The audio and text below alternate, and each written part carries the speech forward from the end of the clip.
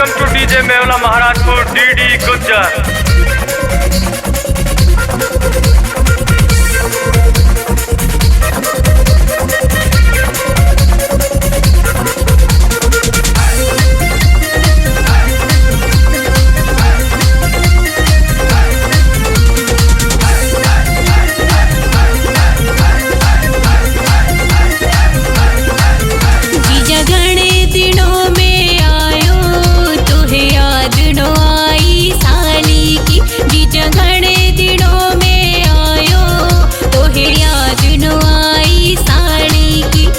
फिकर करे है क्यों तो जोड़ी लायो बाड़ी की। साड़ी फिकर करे है क्यों तो जोड़ी लायो बाड़ी की।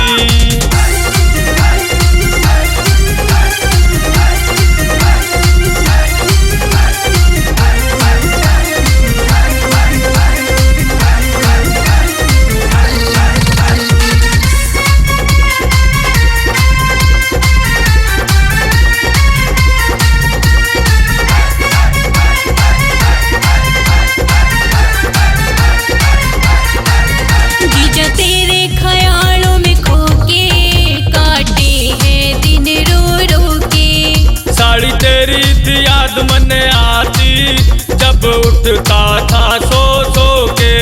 साड़ी फिकर करे है क्यों तो खुलाया चूंदड़ी जाड़ी की।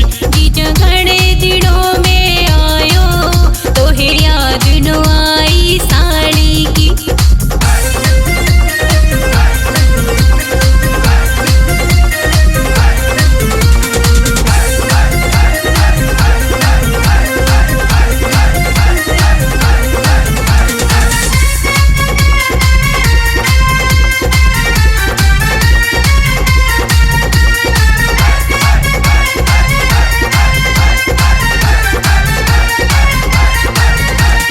मुझे है अब कुछ कहना, अब तेरे बिना नहीं रहना।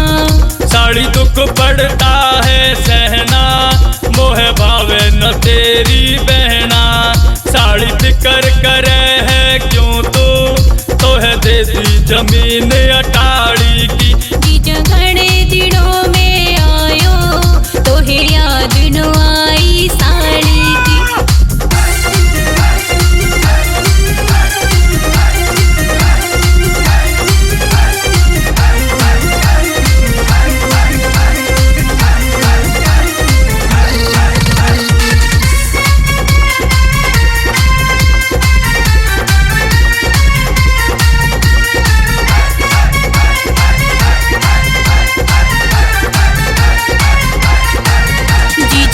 तो बताते जाना जीजा कब होगा फिर आना।